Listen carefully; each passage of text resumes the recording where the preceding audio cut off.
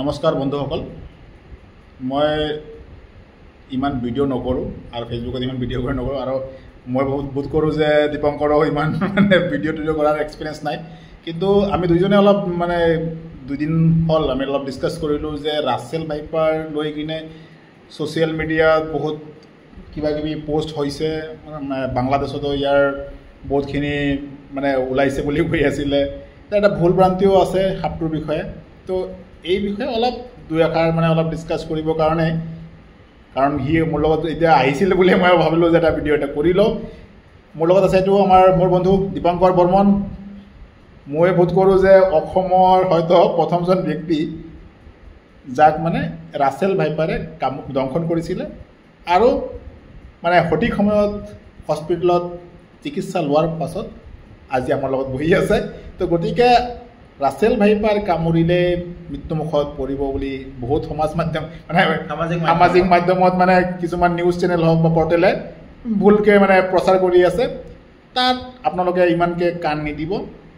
মুঠ কথা আমি তাৰ পৰা জানিম কেনেকৈ কি হৈছিলে, ক'ত পায়, সেই বিষয়ে অলপ ডিছকাছ কৰিম। দীপঙ্কৰ, মোক প্ৰথম প্ৰশ্নটো তোমাৰ ওচৰত থাকিব এইটোৱে যে ৰাছেল ভাইপাৰ আগত কিন্তু আমি ইমান শুনা নাছিলোঁ। এতিয়া ৰিচেণ্টলি ৰাছেল ভাইপাৰ লৈ বহুত আলোচনা হৈ আছে। তোমাৰ প্ৰথম ৰাছেল ভাইপাৰৰ সাক্ষাৎ হওক বা তাৰ বিষয়ে যিটো নলেজ কেতিয়াৰ পৰা হৈছিলে, এইটো কেতিয়া হৈছিলে? ডেটটো মই একজেক্ট মনত নাই, বা 2016 চনৰ কথা। তেতিয়া মই বেলেগ এটা কাৰণত ৰাস্তাতে গৈ আছিলোঁ। তেতিয়া মানুহ কিছুমানে গড় হৈ কেনে কোনটো অঞ্চলৰ এইটো কৈ দিয়া? এইটো ৰাখালবি বুলি কয়, বঙাইগাঁও জিলাৰ। তো তাত আপোনাৰ মানুহবিলাকে কৈছে অজগৰৰ পোৱালি ওলাইছে, অজগৰৰ পোৱালি। তো ময়ো চিন্তা কৰোঁ, মই যিহেতু আমি সংৰক্ষণৰ কামত জড়িত হৈ আছোঁ, তো মানুহে যে মাৰিব খুজিছে মই ভাবিছোঁ নাই, ইয়াক বচোৱাটো মোৰ দায়িত্ব। তো এনেকৈ গৈ মই ধৰিব কৈছিলোঁ। আৰু যিহেতু মই ভালকৈ ইমান সাপৰ বিষয়কেইটা মোৰ ইমান নলেজ নাছিলে সেইটো টাইমত, আৰু মই সাপ কেইটাও ৰেস্কিউ নকৰোঁ, এইবিলাক বেলেগ জন্তুৰ লগত যদিও কাম কৰোঁ। তো মই যেতিয়া ধৰিলোঁ, ধৰাৰ পিছত মই বেগত ভৰালোঁ। দুটা সাপ আছিলে সংগম কৰি, মই তেতিয়া সেই বিষয়ে ইমান আইডিয়া নাছিলে। তেতিয়া মই ভাবিছিলোঁ এটা সাপ আছিলে, যিহেতু এটা ধৰিলোঁ নেক্সটটো ধৰিব লাগিব, যিহেতু একেলগে আছে। নেক্সট ধৰোঁতে মোক কামুৰিলে। তেনেকৈ মোৰ এই ৰাছেল ভাইপাৰৰ লগত মোৰ সাক্ষাৎ হ'ল সেইটো সময়তে। হয়, তো ৰাছেল ভাইপাৰে যে কামুৰিলে যে একদম মৃত্যুমুখত পৰিবই, সেইটো যে মিছা, তাৰ প্ৰত্যক্ষ প্ৰমাণ আমাৰ ওচৰতে আছে। দীপঙ্কৰ বৰ্মন আমাৰ লগত বহি আছে। আৰু এটা কথা যিটো হৈ আছিলে যে ৰাছেল ভাইপাৰ বাহিৰৰ ৰাজ্যৰ পৰা কোনোবাই আনি কিনে ইয়াত এৰি দিছে, সেইকাৰণে তাৰ বংশবৃদ্ধি হৈ আছে, সেইটো কিমান দূৰ সত্য আছে? মোৰ বোধেতো সেইটোতো সত্য নহয়, কাৰণ মোৰ গাঁৱতো মোৰ বহুত বছৰ আগৰ পৰা কিন্তু এই সাপটোৰ উপস্থিতি আমি পাইছোঁ। তো তুমি কি ক'বা এইটো বিষয়ে? মই তাৰ বিষয়ে ইমান আগত নাজানো।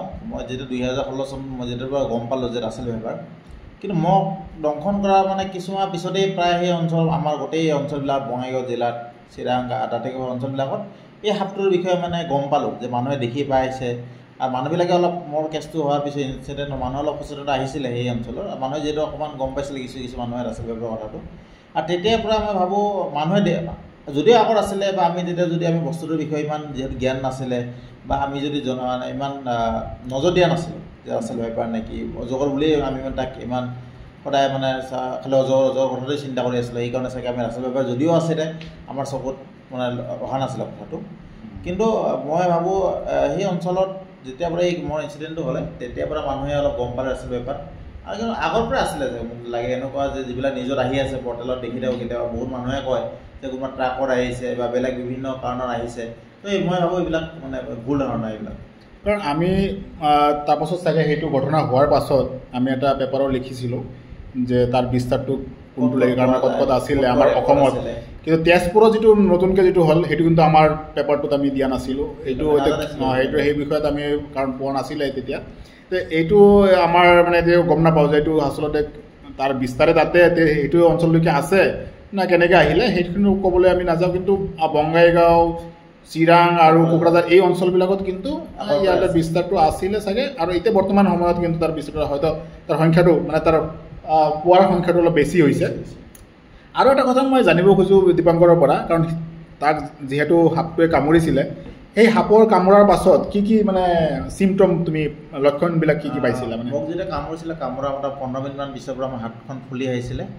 তাৰপিছত হাতখন ফুলি অহাৰ পিছত মই এটা দাঁতে কামুৰিছিলে এটা দাঁত কামুৰিছিলে তো হাতখন ফুলা আৰম্ভ কৰিছিলে মোটামুটি 15 মিনিটৰ পিছতে তো গৈ ভালেখিনি ফুলি গৈছিলে হাতখন মোৰ হাতখন তাৰপিছত মই যিহেতু হস্পিটেল পাইছিলোঁ তাত হস্পিটেলত মোৰ ট্ৰিটমেণ্টবিলাক চলি ট্ৰিটমেণ্টৰ সময়ত মোৰ মানে কিছুমান অসুবিধা হৈছিলে যেনেকুৱা ধৰক যেতিয়া মই হস্পিটেল গৈ পাইছোঁ ডেৰ ঘণ্টামান পিছত তেতিয়া মোৰতো হাত ফুলি আছিল লগতে মোৰ মানে বমি নিচিনা লাগিছিলে মোৰ ঘূৰাই গৈছিলে তো এইবিলাক অসুবিধা তাত হৈছিলে তাৰপিছত 2 দিনমান পিছত মই চকুদি আকৌ দেখিব পৰা নাছিলোঁ তাৰ কিছুদিন পিছত মোৰ কিডনি এফেক্ট কৰিছে কিডনি অসুবিধা হৈছে কিডনি বহুত মই ডায়ালিচিছ কৰিব লগা হৈছিলে তাৰ লগতে মোৰ খুজতি আৰম্ভ হৈছিলে এইবিলাক মানে বিভিন্ন ধৰণৰ অসুবিধা হৈছিলে মই সেইটো টাইমত কিন্তু যিহেতু মই সঠিক সময়ত গৈ পোৱাৰ কাৰণে চাগে সঠিক ট্ৰিটমেণ্ট পাইছিলোঁ কাৰণে চাগে মই সেইবিলাক পৰা মই সকলোৱে ওলাই আহিব পাৰিছোঁ আৰু এতিয়া বৰ্তমান সময়তো তোমাৰ সেই কোনো ধৰণৰ প্ৰব্লেম মই 6 মাহলৈকে মোৰ অকণমান দুৰ্বলতা এটা আছিলে 3 মাহলৈকে মই বহুত দুৰ্বলতা আছিলে 6 মাহলৈকে মই কিডনিটো টেষ্ট কৰি থাকিব লগা হৈছিলে আৰু তাৰপিছত মই কোনো অসুবিধা পোৱা নাই মই আগত যেনেকৈ কাম কৰিছোঁ এতিয়াও এনেকৈ জংঘলত কাম কৰি আছোঁ তেতিয়া সেই এণ্টিভেনম উপলব্ধ আছিল নে সেই হস্পিটেলটোত ক'ত কৰিছিলা সেইটো মই তেতিয়া মই আগৰ পৰা গম পাইছিলোঁ লোৱাৰ আছাম হস্পিটেল বঙাইগাঁও তাত মানে সাপৰ এণ্টিভেনমটো পোৱা যায় বুলি মই সেইকাৰণে তাত ডাইৰেক্ট মই নিজে তাতে ডাইৰেক্টলি গৈছিলোঁ মই এতিয়া জনাত চিভিল হস্পিটেল বঙাইগাঁৱত এভেইলেবল আছে BRBL হস্পিটেলত আছে বঙাইগাঁৱত আৰু সকলো চিভিল হস্পিটেল মেডিকেল কলেজ অসমৰ মোটামুটি হস্পিটেল চাগে উপলব্ধ আছে চাগে হয় আৰু মই বহুতে হয়তো সামাজিক মাধ্যমত দেখা পাইছে চাগে কিছুমান আমাৰ ডক্টৰসকলেও মানে ভাল কাম কৰি আছে শিৱসাগৰৰ অঞ্চলত কিছুমান ডক্টৰেও মানে ভাল কাম কৰি আছে সৰ্পদংশনৰ ওপৰত সজাগতা কৰি আছে বহুত মানুহে ইয়াৰ মানে সজাগতা কাম কৰিয়ে আছে আমাৰ এই ভিডিঅ'টো কৰাৰ সেইটোৱে উদ্দেশ্য যে ৰাছেল ভাইপাৰৰ বিষয়ে অলপ হ'লেও আমি যদি অলপ ৰাছেলক কামুৰিলে মানুহে মৃত্যু হ'ব বা যিটো যেনেকুৱা ধৰণৰ মানে নিউজবিলাকত আহি আছে যে ৰাছেল ভাইপাৰ মানে সেই অঞ্চলটোত মানে বহুত অসুবিধা কৰিব তেনেকুৱা ধৰণৰ নহয় আগতো আছিলে আৰু থাকিবই আৰু আমি তাৰ লগত মিলি থাকিব লাগিব আমি খালি সাৱধানতা অৱলম্বন কৰিব লাগিব আৰু এটা কথা যিটো হৈছে যেনেকৈ সি মানে অজগৰ বুলিয়ে ধৰিব গৈছিলে মানুহ যাতে সেইটো ভুল নকৰে আজিৰ ভিডিঅ'টো কৰাৰ এইটোৱে উদ্দেশ্য এটা যে অজগৰ সাপ হৈছে বুলি আপুনি ধৰিব গ'লে সেইটো কিন্তু ভুল হৈ যাব সেইটো নকৰাটো ভাল হ'ব সাপ যিটো হওক আপোনালোকে যদি এক্সপিৰিয়েঞ্চ নাই ধৰাৰ বা ৰেস্কিউ কৰাৰ হেণ্ডলিং কৰাৰ আপোনালোকে ধৰিব নালাগে আপোনালোকে ৰেস্কিউৱাৰক ফোন কৰিব বা ফৰেষ্ট ডিপাৰ্টমেণ্টত জনাব তেওঁলোকে আহি কিন্তু যদি আপোনালোকে হেল্প কৰে ভাল সাধাৰণতে আমি যিটো গম পাওঁ যে আচলতে সাপ আমাৰ ওচৰে পাজৰে থাকে তাক মানে ৰেস্কিউ কৰাৰ আচলতে প্ৰয়োজন নপৰে কিন্তু কোনো কাৰণত যদি কৰিব লগা হয় আপোনালোকে ৰেস্কিউৱাৰক ফোন কৰিব যিবিলাক এক্সপিৰিয়েঞ্চ আছে বা বন বিভাগক আপোনালোকে ফোন কৰিব খবৰ দিব আপোনালোকে ধৰিবলৈ নাজানো বিষাক্ত হওক বা বিষহীন হওক একো সাপকে ধৰিব নালাগে আমি নিজেও নধৰোঁ আমিও মানে পৰামৰ্শ দিম যে আপোনালোকৰ নধৰিব নালাগে সেইটো এটা কথা আছিলে আৰু এটা কথা যিটো আছিলে যে এটা কথা যিটো কৈ আছিলোঁ যে সাপৰ যে এটা ভুল ধাৰণা এটা আছে যে সাপ কামোৰাৰ পাছত এই যে ওঝা কবিৰাজৰ ওচৰত গ'লে ভাল হৈ যাব ৰাছেল ভাইপাৰ কামোৰাৰ পাছত সেইটো কৰিলে ভাল হ'ব জানো কি বুলি ভাবা মই যদি এই ভুলটো কৰিলোঁ হয় মই যদিও এতিয়া নাজানো ৰাছেল ভাইপাৰ অজগৰ বুলি জানো তথাপি কিন্তু মই যিহেতু জানো যে যিকোনো সাপৰ কেতিয়াবা যদিও বিষহীন সাপ তাৰ কিছুমান বেক্টেৰিয়া থাকিব পাৰে সেইটো এফেক্ট কৰিব পাৰে যিহেতু মোক ফুলা আৰম্ভ কৰিছিলে মই বিভিন্ন চিন্তা কৰিয়ে কিন্তু মই আগৰ পৰাই জানো যিকোনো সাপ বিষহীন হওক বিষাক্ত হওক সদায় হস্পিটেলত যাব লাগে আৰু সেই ক্ষেত্ৰত মই অকণমানৰ বেলেগ চিন্তা কৰা নাছিলোঁ মই ডাইৰেক্ট কোনো কভাৰেজৰ কথা উল্লেখ কৰা চিন্তাই কৰা নাছিলোঁ ডাইৰেক্ট মই হস্পিটেলতে গৈছিলোঁ আৰু সেইকাৰণে চাগে আজি মই ইয়াত জীৱিত হৈ আছোঁ নিশ্চয় আৰু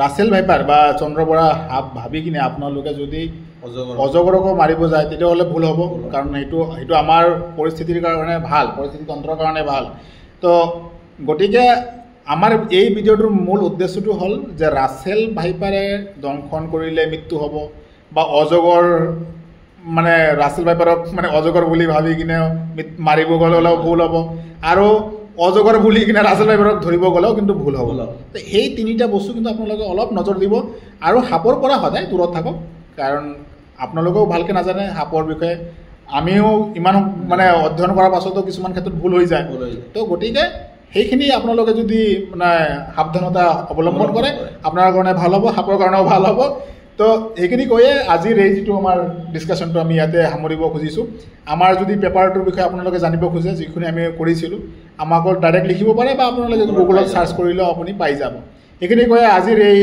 অনুষ্ঠানটো শেষ কৰি মই দীপংকৰকো ধন্যবাদ দিম যে সি আজিৰ মানে থুলমূলকৈ হ'লেও এই সাপৰ যিখিনি তাৰ অভিজ্ঞতা হ'ল সেইখিনি আপোনালোকৰ আগত সি দাঙি ধৰিলে। ভাল থাকক, সকলোৰে ভাল হওক, সেইটোৱে কামনা কৰি সাপৰ পৰা দূৰত্ব ধন্যবাদ, নমস্কাৰ।